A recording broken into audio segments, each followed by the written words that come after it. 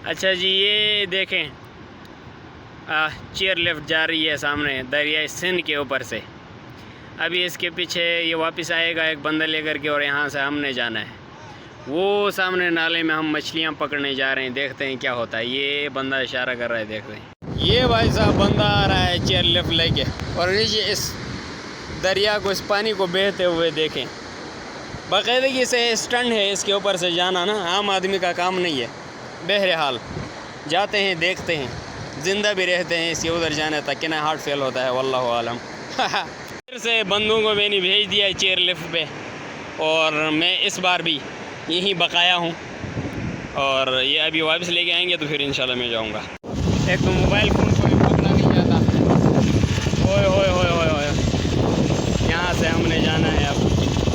अच्छा, ये अभी इसकी चाबी है, इसको ऐसे मारते जाना है, और ऐसे ऐसे ये लेके हमें जाएगी। और ज़रा नीचे दरिया दिखाओ कितना खतरा है यहाँ पे। यहाँ पे हर बंदे का काम नहीं है कि कोई बंदा भी इस पे चढ़े और जाए, हार्ट फेल हो सकता है। और ये मैनुअल है चेयर लिफ्ट जो है, इस पर कोई इंजन सिस्टम नहीं है।